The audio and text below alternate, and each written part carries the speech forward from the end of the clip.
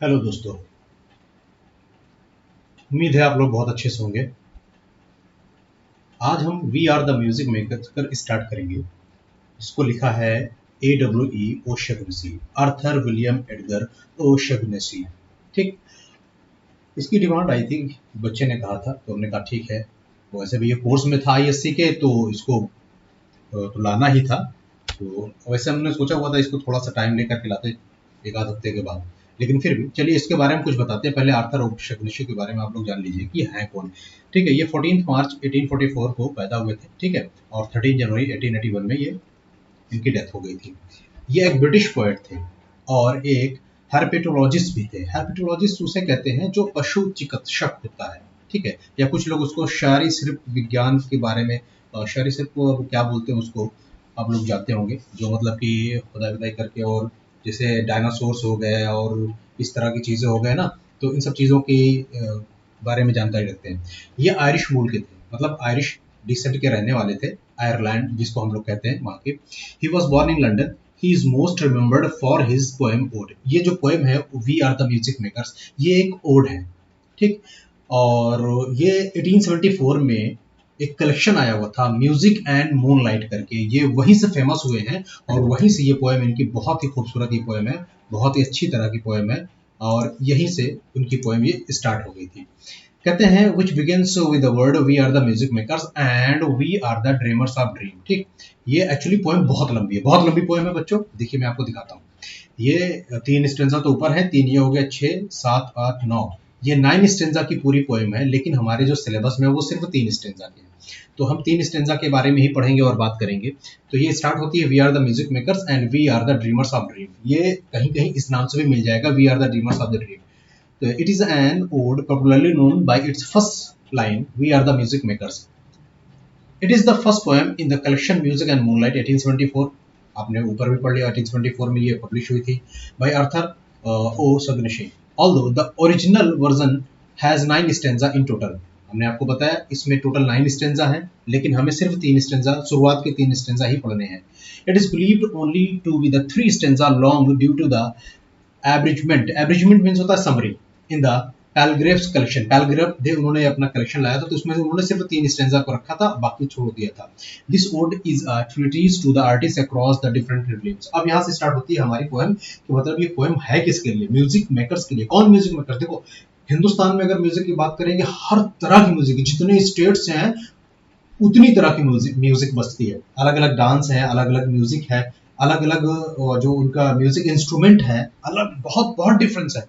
तो ये तो पूरे हिंदुस्तान की हम बात कर रहे हैं, इंडिया की बात कर रहे हैं। अगर आप पूरे वर्ल्ड की बात करोगे तो अलग अलग वर्ल्ड में अलग अलग तरह के म्यूजिक इंस्ट्रूमेंट है और अलग अलग तरह के उनके जो म्यूजिक की जो लिरिक्स है वो अलग अलग तरह की है। तो ये किसी एक पर्टिकुलर म्यूजिशियन के बारे में बात नहीं करते हैं, ये सिर्फ और सिर्फ म्यूजिक मेकर्स जो भी दुनिया में म्यूजिक बना रहा हो, चाहे वो हिंदी बना रहा हो, चाहे वो इंग्लिश बना रहा हो, चाहे वो अरबियन बना रहा हो, चाहे वो पर्शियन बना रहा हो, चाहे वो स्पेनिश बना रहा हो, चाहे वो इटालियन बना रहा हो, वो चाइनीज बना रहा हो। आजकल तो कोरियन बड़े फेमस हो रहे हैं भाई, by God I can't believe that कि इस तरह का दीवानापन कोरियन म्यूजिक के लिए। वाकई में अच्छी बात है, लैंग्वेज सीखिए, बहुत अच्छी बात है। लेकिन आप ये मत भूल जाइए कि आपकी संस्कृति और आपका कल्चर क्या है। ठीक है, हमारा जो कल्चर है हम उसको छोड़ करके अगर आगे बढ़ेंगे, दूसरे कल्चर को अपनाएंगे, तो सीधी सी बात है कि हम अपने कल्चर को भूल करके दूसरे को अपनाएंगे तो हम अपने आप को भूल जाएंगे, हम अपनी पहचान खो देंगे। तो इसलिए मेरी रिक्वेस्ट है आप सभी बच्चों से, आप सब कुछ सुनिए, सब कुछ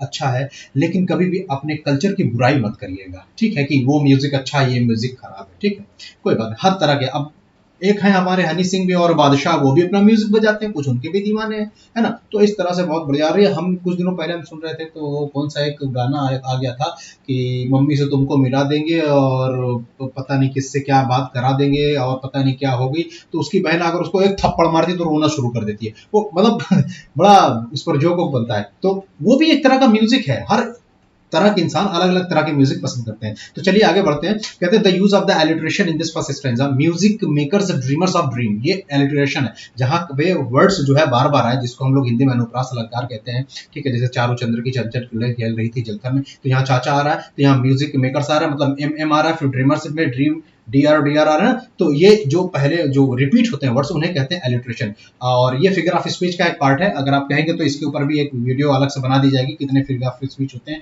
और आपको कितने पढ़ने हैं। चलिए स्टार्ट करते हैं लाइन बाय लाइन एक्सप्लेनेशन। पहला है we are the music makers and we are the dreamers of dream. पहली चीज, हम म्यूजिक मेकर हैं, हम म्यूजिक बनाने वाले, ये पूरी दुनिया के कहीं कभी किसी भी कोने में होंगे वो म्यूजिक बनाने वाले जो भी है। और ड्रीमर्स ऑफ ड्रीम, जब इंसान म्यूजिक बनाता है सुनता है ना तो वो सपनों में खो जाता है। अब हाँ यहाँ पर बात सिर्फ और सिर्फ सपनों की चलेगी। और याद रखिएगा डे ड्रीमर्स जो होते हैं वो कभी सक्सेस नहीं होते, उनको हमेशा लूजर कहा जाता है, इसलिए आगे इस बात को ध्यान रखिएगा, आगे ये चीजें आएंगी।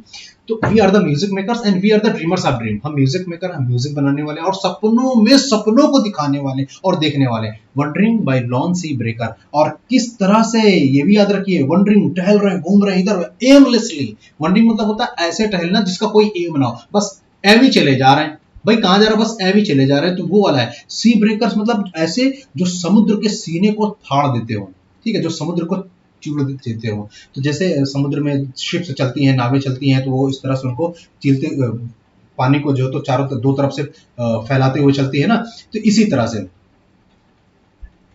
तो अब उसके बाद कहते हैं and sitting bye desolate lonely. Desolate मतलब होता है लॉनली। हाँ अच्छा, हमने क्या किया है कि जो वर्ड मीनिंग्स हैं उसकी वर्ड्स, उस पर्टिकुलर वर्ड की मीनिंग सेम उसी कलर में हमने दे दी है ताकि आप लोग को समझने में आसानी हो, ठीक है। एंड सिटिंग और बैठे हुए बाय डिसोलेट। डिसोलेट मतलब एकदम अकेलापन, आई मतलब लॉनलीनेस।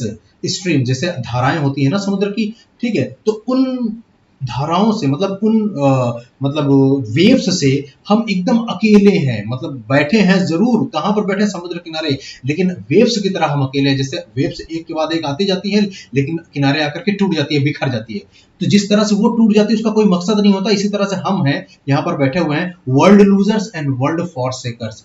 हम लोग ऐसे हैं जो वर्ल्ड लूजर्स हैं, ठीक है।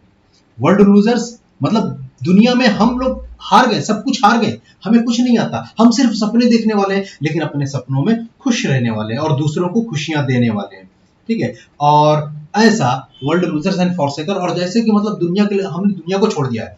On whom the pale weak moon gleams, और जिस पर चांद जो है पीलापन, देखो पीलापन होता है कमजोरी की निशानी, ठीक है, जिसको भी कहते हैं पेल वीक, पेल है तो मतलब वीक है, मतलब कमजोर है ना। तो मून ग्लेम्स, चांद जो है इस तरह से हम पर अपनी रोशनी फेंकते हैं जिससे उसकी भी रोशनी जो है, उसकी भी ग्लीम्स जो है फीकी पड़ गई है, चमक उसकी भी फीकी पड़ गई है। यट फिर भी वी आर द मूवर्स, लेकिन फिर भी हम क्या कर रहे हैं, मूव कर रहे हैं। हम क्या कर रहे हैं, स्टार्ट कर रहे हैं। शेकर से हम नई नई चीजों को ढूंढते रहते हैं, हमेशा हम नई नई चीजों को समझते रहते हैं, कोशिश करते हैं, हम हमेशा नई चीजों की खोज में रहते हैं। Of the world for ever it seems, पूरी दुनिया में इट सीम्स ऐसा लगता है।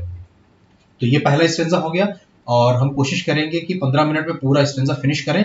और एक रिक्वेस्ट है कि आप लोग प्लीज वीडियो को देखा करें, तो लाइक किया करें और सब्सक्राइब किया करें चैनल को, ताकि हमारे आने वाली नोटिफिकेशंस आपको जरूर मिला करें। और बहुत सारे बच्चे हैं देखते हैं और चले जाते हैं, थोड़ा सा वो होता है कि भाई मैं आप लोगों के लिए इतना मेहनत करता हूँ, तो थोड़ी सी प्लीज कोशिश करके चैनल को आप लोग सब्सक्राइब कर दीजिए। क्या जाता है भाई, घंटा बजा दीजिए। With wonderful deathless deities, deities means होता सिंपल सॉन्ग, सॉरी इसमें लिखा होगा इस सॉन्ग होगा, ठीक है, simple song with wonderful deathless deities, मतलब इस तरह से जिसमें डेथलेस मतलब जहां मौत नहीं होती। देखो जब म्यूजिक इंसान देखता है तो म्यूजिक में क्या होता है, कभी मौत नहीं होती है, इंसान अमरता को पड़ा चला जाता है। अमरता मतलब कि इमॉर्टल बन जाता है।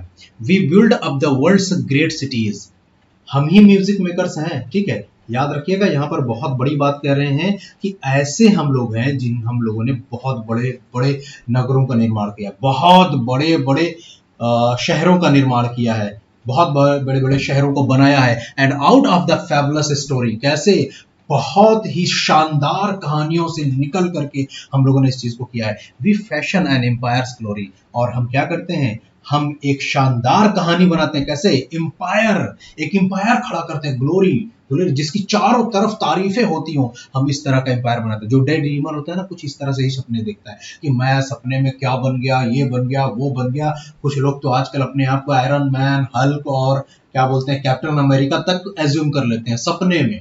मालूम हुआ कि वो सो रहे हैं लेकिन पहुंचे हुए अमेरिका में और रास्ता पूछ रहे हैं, भाई ये गली किधर जाती है भाई, ये सदर किधर है ना। तो वो रास्ता पूछो, सपने में मालूम हो कि मम्मी झटा रहे, उठो उठो जल्दी से उठ, कहाँ खोया हुआ है, सुबह हो गई, ये स्कूल नहीं जाना है क्या। तो मालूम हुआ कि भाई सपने चकनाचूर हो गए। तो कुछ इसी तरह से यहाँ पर होता है कि सपने में मतलब बहुत बड़ी बड़े शहरें बनाते हैं, बहुत बड़ी बड़ी ग्लोरी, मतलब शानदार चीजें होती हैं जिनकी तारीफें होती हैं। और इस तरह से होती है one man with a dream, कि एक इंसान सपने में एट प्लेजर खुश होकर के शैल गो फोर्थ एंड कन्क्वर अ क्राउन, वो खुद को जा करके अकेले पूरी दुनिया को जीत सकता है और एक खुद को राजा बना सकता है। कन्क्वर अ क्राउन का मतलब होता है राजा बन सकता है, क्रॉन पहन सकता है, मतलब ताज पहन सकता है। और अगर एक से ज्यादा हो गए and three with a new, और अगर एक से ज्यादा हो गए, तीन हो गए, तो न्यू सॉन्ग्स मेजर, तो क्या करते हैं, can trample a kingdom down, पूरे पूरे राज्य को एकदम रौंद सकते हैं, लेकिन सपने में। ठीक, जब म्यूजिक सुनते हो तब, म्यूजिक सुनते हुए जब सपने में चले जाएं तब, सोते हुए सपने में चले जाएं तब नहीं, क्योंकि उस वक्त तो सो रहे हैं ना। लेकिन म्यूजिक सुनते हुए उनको ऐसा लगता है कि पूरी दुनिया उन्हीं की है, बाय गॉड, कहीं से भी वो अपने आप को कम नहीं समझते। वो खुद को जो है क्या बोलते हैं, शी जिनपिंग एज्यूम कर लेते हैं, नरेंद्र मोदी एज्यूम कर लेते हैं, और उसके बाद वो अमेरिका के प्रेसिडेंट कौन है भाई, जो बाइडेन एज्यूम कर लेते हैं। आजकल तो लोग अपने आप को पुतिन एज्यूम कर रहे हैं, पूरी दुनिया पर जो चाहेगा वो करूंगा, कौन क्या कर लेगा मेरा, है ना। तो चलिए आगे वाला लास्ट सेंटेंस शुरू करते हैं और देखते हैं। वी कहते हैं अब हम, देखो हम, we means music makers in the age line, हम क्या है, हम आगे जो है झूठ के युग में धरती में दबे हुए, in the buried past of the अर्थ, हम इस पूरी दुनिया के झूठे रूप में लोग, ये बहुत अच्छी लाइन है, मैं बताता हूं कैसे वो कह रहे हैं, ये सही है। आपको सामने से लोग धोखा दे जाते हैं और आपको लगता है वो सही है।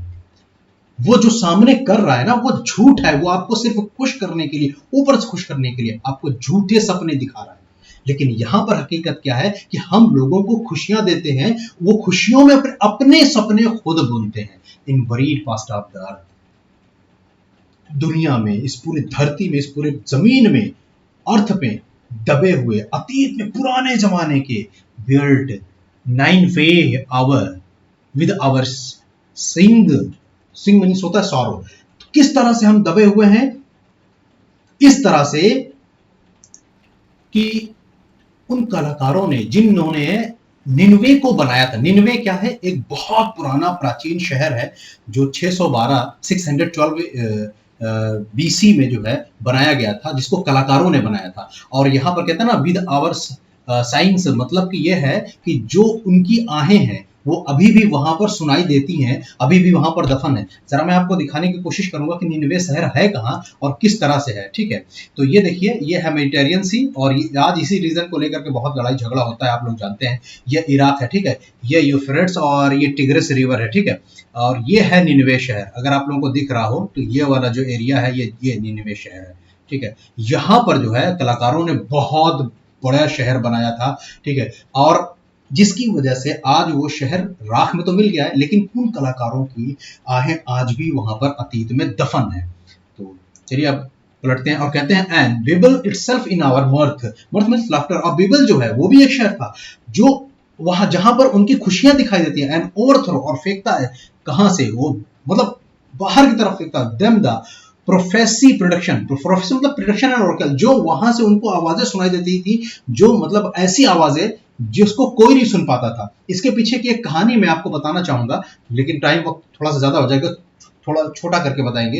एक्चुअली ये जो अब्राहम रिलीजन चले आ रहे हैं, जिनमें जो तो क्रिश्चियन, ज्यूज और इस्लाम आते हैं, इनमें एक जगह पे आता है, अब्राहम जो थे ना वो किसी रिवर के साइड में थे, और उन्होंने सोचा कि ईश्वर के पास जाए बात करें। तो ईश्वर का ने कुछ डिसीजन लिया था। डिसीजन ये था कि इस बार जो है तो बारिश कतई नहीं करेंगे, बिल्कुल नहीं होगी।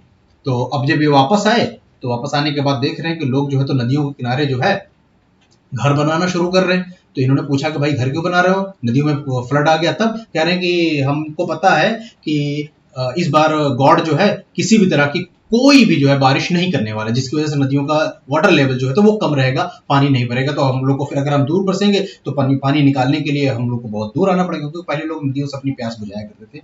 ठीक है, तो ये है ओरेकल। तो मतलब गॉड जो सोचा करते हैं उनको पता हो जाता है। तो चलिए आगे देखते हैं। तो उनको बड़ा अफसोस हुआ कि ये बताओ, गॉड ने जो डिसीजन लिया इनको पता चल गया। ये वापस गए, वापस जाने के बाद बोल रहे हैं कि गॉड आपने जो डिसीजन लिया वो तो उन लोगों को पता है। तो उन्होंने कहा ठीक है, हम इस बार इतनी बारिश करेंगे कि पूरा का पूरा शहर डूब जाएगा। जब ये वापस आ रहे हैं तो देख रहे हैं सब अपना अपना तंबू फाड़ रहे हैं। जितने भी लोगों ने वहां बना रखे सब उठा उठा के भागने की कोशिश कर रहे। पूछा क्या कर रहा है? कोई जाकर के ईश्वर से जो हम लोग की शिकायत कर दिया है, अब यहाँ पर इतनी बारिश होगी कि पूरा का पूरा शहर डूब जाएगा। तो उन्होंने अपना मत्था पीटिया कि हे भगवान, जो गॉड चाहते हैं ये लोग को पहले पता हो जाता है। मतलब वहां उन्होंने डिसीजन लिया, यहाँ इन लोगों को पता चल गया। तो वहां की आबो हवा ऐसी थी, तो वहां की वो खुशियां थी वहां के लिए। To the old of the new world of earth, किसके लिए? जो नया दुनिया, जो नई दुनिया बन रही है उसके लिए, जो इस काबिल है। फॉर ईच एज, हर एज में म्यूजिक मेकर्स थे। ठीक है, हर एज में वो थे।